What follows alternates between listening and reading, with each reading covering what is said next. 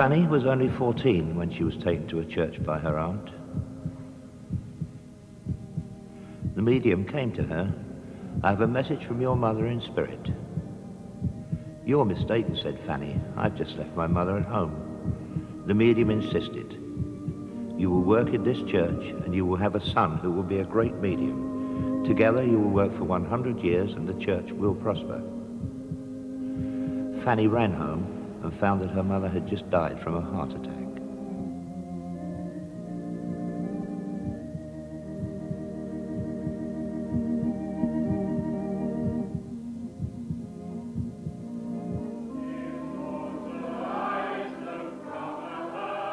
This prophecy has been fulfilled. Fanny became a famous medium, as did her son, Gordon Higginson, who is now the longest-serving president of the Spiritualist National Union. The message of Spiritualism is not about death, but about life. Your body dies, ladies and gentlemen, but do you? How can these great revelations, how can we understand them unless we search to find where are those you love? Is this world of spirit only for the saints? Oh no. Who are these who come back with this great wakening light? Are they not the ones who have been our parents and our loved ones, and who have suffered in the past? Are they not the ones that come back still with love? And back, we've got to get rid of that word, haven't we? How can they come back if they've never been anywhere? There's no such thing as death. Let's get rid of it altogether. Talk about life. And when we talk about our God, why are we so happy? You see, we're never sad as spiritualists. We're happy. That's why I like funerals. Have you noticed when they talk about spiritualism, they talk about cards and crystals and all that sort of thing? You know, it annoys me. If I ever get unhappy about things, it's when I see that, and especially when I go past in Blackpool and places like that, and I see up there spiritualist clairvoyants. I very often go in, and I say to them, "Have you ever seen the spirit world?" "Oh no, I'd die if I did." And I say, "Well, there's no death, you see, this is the problem, and I shall live here." And in addition to that, besides that, what you've got to understand is, you give me evidence of the continuity of life, then you can write up that you're a spiritualist clairvoyant. But get rid of the word clairvoyant and call yourself a spiritualist medium.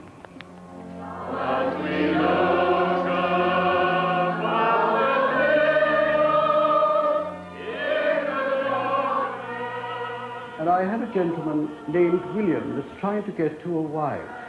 Who is William? My husband. Your husband. That's passed over, I mean. Oh, yes. Yes. He must have been passed a little while, is that? Oh, yes. Mm-hmm. But you miss him, don't you? I do. Yes. Because he was always there. Yes. And you look at things and feel, I'd rather have him here than what I've got. It's true. And you'd really give so much up. It isn't the things that matter. It's the love and companionship that was there. Yes. Have you got that? Uh-huh. Well, he's got a lovely place waiting for you, and I have to nice. say something to you here, and if you take it straight, I'm going to give it to you. 12 months ago, just over, weren't you very well? No, that's right. Yes. Well, you know, he was rubbing his hands, hoping you were going. I wouldn't mind. Pardon? I wouldn't mind. You wouldn't mind? No. Well, he was hoping so, because, you know, he was rubbing his hands, and he said, she's not at all well, and she really wishes sometimes that she was with me, you see, and with the family. Yes, that's right, true. isn't That's it? true. Because they've nearly all gone now, haven't they? Yes. There are only 3 of you left, he said. Yes, that's true. That's right. He's just said so. Now, that he's talking about Mr. Kitchen. Yes. And then he said he'd left Mrs. Kitchen behind. Yes. And you used to know her. Well, And she used to be around you, is that right? That's true. She was rather nice, wasn't she? Very nice. Yes, because she used to speak about Mr. Stead. Yes.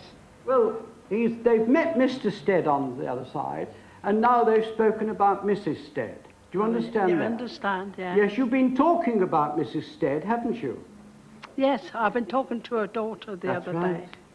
That's why they've come to see you now. Isn't that interesting? You see, that's very good, you know, Do you isn't know it? St. Michael's, Anyway, madam? Do you know the name it of is the estimated that we have about 3 million people who come through our doors that believe in Spiritism in Great Britain.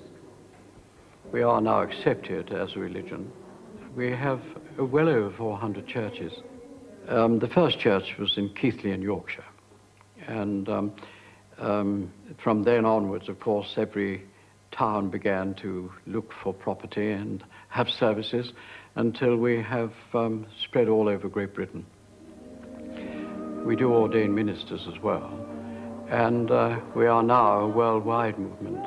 It's here in Great Britain where Spiritism really is at its best, because we have the finest mediums. 33, I think. 33, 36.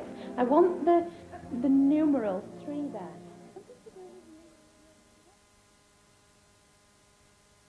And she's saying it was sad in December. Can you understand why she's saying that? A sadness in December. She brings in a sadness. She's bringing in a passing of a gentleman connected with your family in December. But she's also coming down to my feet and she's talking about her slippers. She must have just always, near the end, wore her slippers. But I feel that you have a pair of slippers of hers still. Can you understand that? And she wants to say thank you for the encouragement that you gave her. You gave her encouragement and you gave her love, which was something that she didn't really realize the full extent of until she went to the world of spirit. Can you understand that? Yes. She's saying this with a lot of emotion. She's also giving me the impression in my hand at the moment of a red rose that was with her. Can you understand that? Yes. Someone placed it on her body in her coffin, and she brings that too with a lot of love, and she's saying, I still have it. It will never wither and die, like my love is always with you. We'll encourage you to go on through your life. And in the moments when you're feeling sad, because she's talking about you still having silent tears when you go into a certain room. And she's saying, just think of her. She hasn't gone. She may be without the physical body, but she's still very much there. And they'll leave you there and say, Thank God you. bless. When you're giving a message from the world of spirit to someone who gets very emotional, I feel that that is part of my responsibility to give to the person the message that their loved ones are all right now and they are still alive, even though they don't have this physical body. And it just brings them closer for that moment.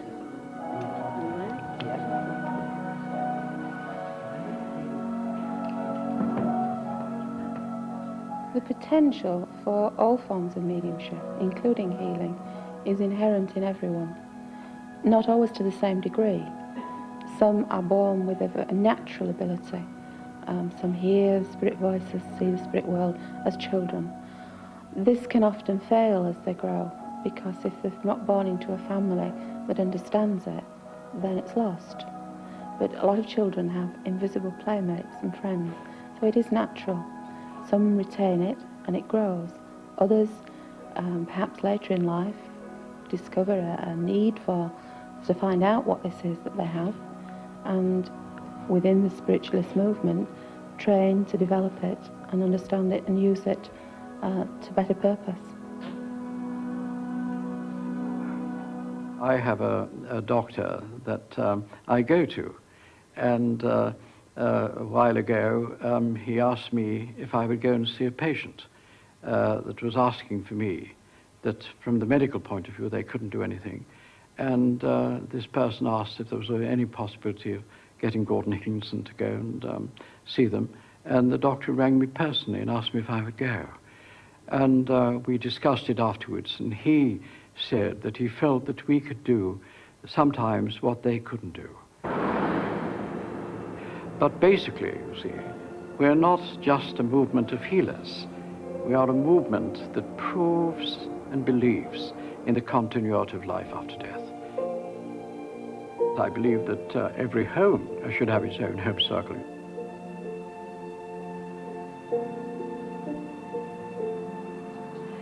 The vital point of circle is to get to know yourself, to get to know the people that are working with you, to get to know the way that they want to work with you. And then the proof of the pudding really is when you start to go out and work outside your circle.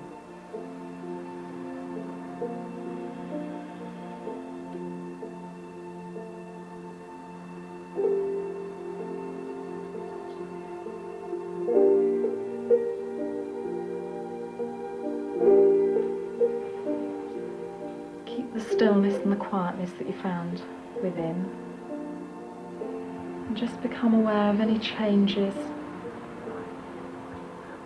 anything you become aware of. There is a man standing here, and I feel he was a butcher on the earth plane because he was wearing the old blue and white striped apron and the, you know, the straw hat, and this goes back quite a long time, quite a heavy dark moustache. I don't know whether he rings a bell with anybody, but he would go back quite a long way. He was just standing very quietly, and all he was really saying, if it meant anything to anybody, was that don't change your mind. It's as though somebody's decided to do something and they're a little bit apprehensive. But he says, don't change your mind, go along with what you're thinking about, it's right for you. And he was dark-haired. I feel he was about 50, give or take a little, when he passed into the spirit world, and also there was something wrong with one of his fingers, which I think he may have cut or lost a bit or something. My grandfather was a butcher, and he passed to spirit at the age of 59. He was tall, dark-haired. He was a tall man. Could you understand what Bob said about changing your mind? Yes. Yes, it's relevant. So they've come to... Once you are sure of yourselves, and once you have expanded yourself into a good spirit communication, then you invite people in and they act as your guinea pig. And instead of working with each other, you work with your guinea pig. You invite somebody in, and their reward is everybody's trying to give them a message. No. And your reward is that you're able to work with a stranger. You get the name Ella. She's dressed in Victorian type clothes, but she's not from Victorian era. Right. I get a sense that she's from some time later, almost Edwardian, maybe 1920s, but very conservative, very Victorian style of dress, quite a severe lady. A sort of a very strict, sort of dark dress, very tightly buttoned, but she wasn't from the Victorian era as such. Yeah, no, that doesn't, no. That doesn't ring any bells at all. Ella. Ella. I don't know an Ella. No. It's a funny thing, I don't know an Ella. No. Things, it gives a little bit more a sense of coldness. And after 1951, the government of this country recognised that there were genuine mediums. The Fraudulent Mediums Act was passed to act against anyone pertaining to be a genuine medium and giving false information. And it is important when you're working on platform to remember that if you give information for the future and you are taking money of any sort for doing that work, and that information does not prove to be accurate, then you can be sued, and the church can be sued as well. This is why in the Spiritualist National Union we do not encourage you to work in future events. We are there to prove survival, we are there to prove that people here on the earth plane will go on no matter what they are, who they are, or why they are. We are spiritualists, and we are not psychics only. We do not like being confused with the occult. The occult is a hidden science. Spiritualism is open. Anything that we do it openly. Anything that we have, we give it freely. Any knowledge that we have, we share it with anyone that wants it. We prove life after death. That is spiritualism. It has got nothing to do with the occult practices. It has nothing to do with fortune telling.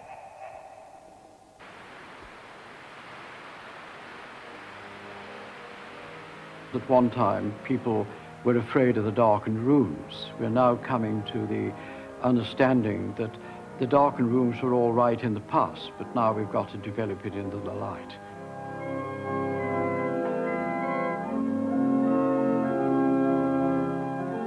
All our services, for example, are all in light. The seances were always in the dark, but gradually we are introducing light because we feel that it always gave that sort of mystique feeling to people. They got rather worried, wondering what was going on in the dark and that sort of thing.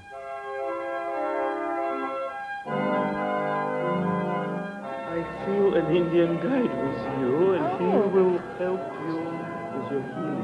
Oh, I see. So Well, that's good. this Indian being Yes. suddenly... Yes. People that come to us from all over the world. So we are moving very much to the front. And I think that we've done a very good job when you come to think that in 150 years, we're now in every part of the world. The person that she's talking to, in their work, uses the throat area as if I want a clairaudience situation or a direct voice situation here with that person. Just a moment. Yes, the person is mediumistic. What we're trying to do is to get the novice mediums to use their sensitivity, their own mediumship, to reach out to the communicators that are coming. I'm also hearing two names. I hear the name Emily and the name Rosemary. I'm not sure that these are names of hers, but... We're asking them to use their sensitivity, their awareness, and then to give evidence, detailed evidence. She's shuffling along. Also, I'm not sure if this... No, she's with a stick, but she's bent over now. Like, I have to say, it's like she's given up. She feels deserted a little. Yeah. But as I look at her hands, it's there as though it could be rheumatism or the joints. All right, I'm going to break the contact if I can now, because what you've got is my grandmother. And I knew it wasn't right over there, and you say, well, how does the thing... We'll be able to witness Judith going into the state of trance. If I may take a moment longer. Yes. When she is in that state and the guide has been talking to us, we will then be able to ask questions. It is my pleasure to communicate with you through my beloved child. Always remember, we can't ever promise anything. It's always an experiment in these stages of development. I understand that you have your machinery here. Well, yes, we have certain machinery here. Oh, yes, I have seen my picture before on your television. Oh, yes. Yes. Perhaps not with so many lights as this, but your light is oh so small compared to the light of the spirit world. Well, we understand that. What is really taking place? Where are you, and what are you actually doing? You know, I have no physical body that is elementary, but I bring my presence to the rear of my child within the spiritual radiations of her spiritual body. And I use the mind which controls the nervous system of the body in order to communicate with you. Of course, I make no intrusion upon the body of the child. It is controlled through the subconscious mind and the nervous system with the cooperation of my beloved one. You know, you are all very serious here. And when you have been without your legs for some time, even if they are a bit wobbly, you like to try them out. So I will try out my legs just to confuse you very nice gentlemen who have set up this room so very well. I shall, as I like to do, be a little bit eccentric. Is that permissible? Yes. Yes. I am very glad that you have some ladies here for me today, because, you know, when we pass to the world of spirit, we still like to see the delightful ladies come to join us. And you are all very beautiful here today. And it is good that we have you. You are a delight to my eyes, even if I haven't got any. And you make my heart pound, even though I haven't got one anymore. Yes, this is better. I want you to smile and to relax and to know that I am real and a living being with a mind that has left this earth and lives in another dimension. Yes. May I speak for a moment or two? Yes, of course. The spirit world has told you that walls and barriers will come down, but these are physical walls and barriers. Only you within your hearts can bring down the true barriers, the barriers of love, the barriers that make you all of the same spirit. You have already asked this question today, how it is that we cannot speak to you so easily, and it is because you create your own barriers, and you do not allow yourself to be spirit now as you are. And I ask you, this is what I wish to say in this short time. Break down the barriers of hatred, of jealousy, of the desire for power over your fellow man, and to know that in the sight of God and in the realms and dimensions of spirit, you are all the same. Well, I think you've cooperated very well with us.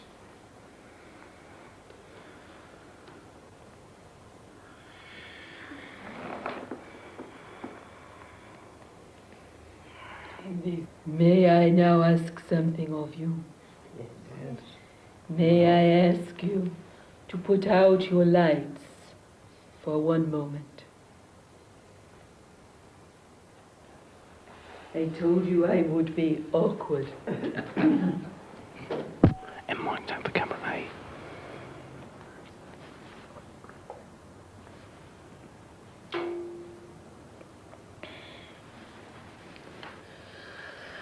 You did very well.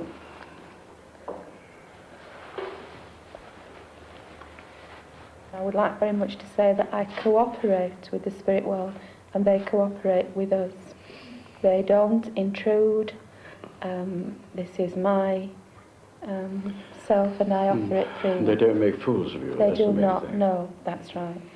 And they must have been quite satisfied, or else you wouldn't have come. well, I felt all day, you know, how unsure I was of doing this, but there has been that feeling, obviously my own nerves within me, but the feeling that I get when I know that he is happy to do it, and having had communication with him, he said he was prepared to try, and that he felt the problem might be more with me than with him, which it probably was. And when have you actually been sort of working in public, Judith? Working the platform? Or with Jackson? Oh, well, very reluctant to work publicly in trance for a long time. Gordon knows about this, simply because I'm always very keen that we portray the right image. Yes. People that don't understand what's happening can get the wrong impression. That's right. Mm. And this is why we are always kept away from the public eye with trance mediumship. Mm. That is quite correct. It's they may not always understand it, whereas spiritualists should be able to understand it. That's right, and I would hate to think that it came across as some sort of performance or gimmick, because it's far too precious to me to be portrayed in that way. Of course. Okay, I've had enough, thank you. For many centuries, there were no mediums and no real phenomena. Then when spiritualism came about again, modern spiritualism, we began to find that certain things were happening that would not happen before, such as raps, knocks, things of that sort, that then led to people coming under the influence of the spirit, which was what we call trance control and things of that sort. And from that then came direct voice, independent voice, the voice that happened when John the Baptist was baptizing Jesus, when there came the voices from the heavens. It's the same principle, the same sort of gift, what we call the direct voice or the independent voice. And then we found that lots of mediums were born with those particular gifts. So we were overwhelmed by these particular gifts, and people were having remarkable evidence by having a voice that was not spoken by any person living, but was a voice recognized by people that had passed over. And from that, we then found that there was white mists appearing with people, and eventually we discovered that it was ectoplasm. And from this, there was moldings, and formations of people were beginning to happen.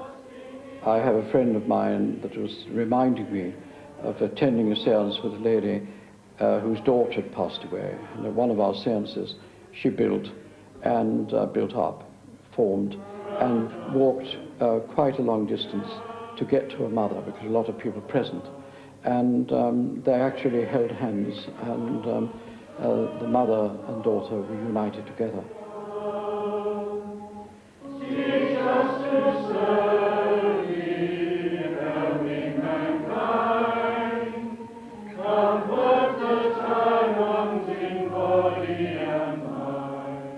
We're here to stay. No matter what opposition we have, we shall still be here, because we know we're right. Our mediums have faced all sorts of ridicule, and we'll face it again if we have to, because we know we've the only movement that can unite the whole world together. I think that spiritualism is really a worldwide knowledge. They're all going to survive death anyway. They all have a living soul. And that is what links us all together as one great family on this world. And the sooner we recognize that, the better. I seem to hear breaks, as though there's a break going on. And I wondered if you'd ever known anyone that could probably have been killed either by a car or a bus or something where there were breaks. Yes.